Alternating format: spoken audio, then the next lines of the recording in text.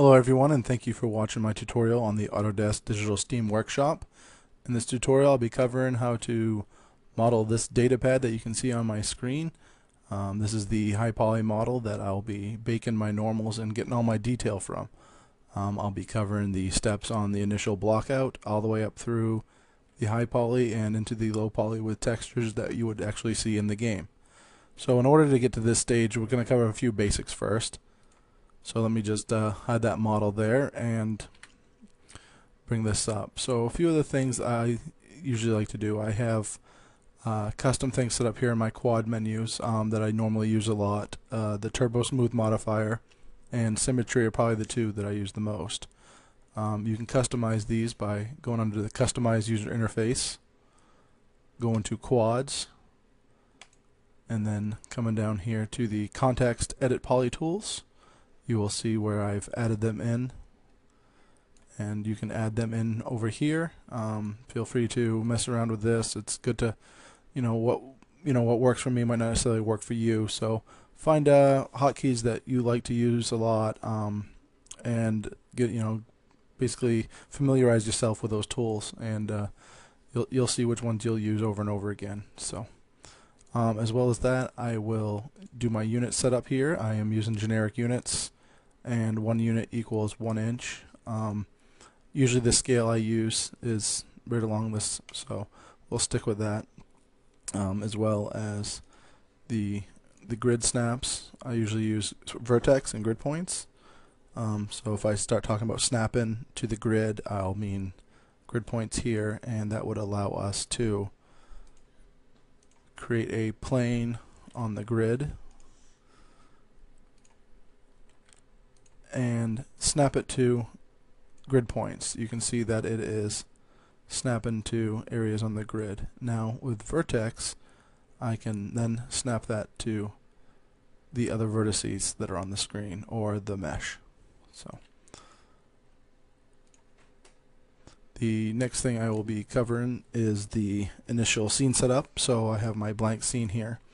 I had the concept drawn up that was shown earlier. I modeled the plane and assigned it to a material here, named it Ortho Reference Sheet, and just applied it to the front viewport as well as the side viewport so you can see the side. It's easier to do this if you have orthographics. That way you can get the scale of things correct and match things up, like if you're modeling a car and you have blueprints. So once that's set up, we'll go through the blockout stage, and that's basically where we just roughen the forms, trying to match the outline of the concept. Not too worried about detail here, just trying to basically get the overall shape of things done. So you can see here that it's basically just it's not pretty. I didn't even mirror the other side here. It's just a quick block out to see, make sure our proportions are correct. Show it to the art director or your lead artist or whoever's reviewing your artwork to make sure that it is in line with what they were thinking in a 3D space. So now that that stage is done, we will. I want to cover some basic things with high poly modeling. So I'll create a quick plane modifier here, and I'll cover the Turbo Smooth modifier. So I'm just going to assign a quick material to this that will allow us to see things. So now it's just a plane, but if you right click, you can convert to editable poly, and by going to edge mode and selecting your ring and hitting connect, it will split the mesh.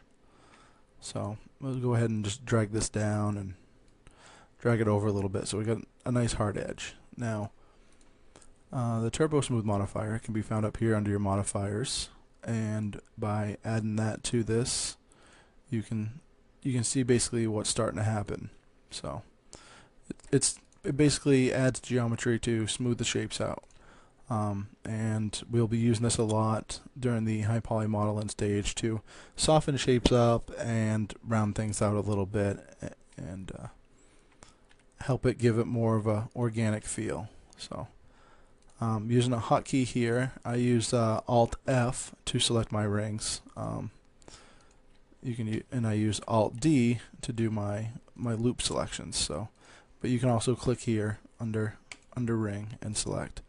And I'm going to add another connect here, and you'll be able to see here if I slide these up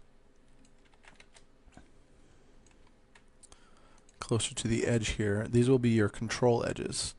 And going to that now, you can see how it's not as rounded, it's more controlled. And by sliding this back, you can see how it gets looser or tighter depending upon, you know, how close that is to the terminating edge here. So that's something to keep in mind, as we'll be using that a lot, you know, during our high poly stage.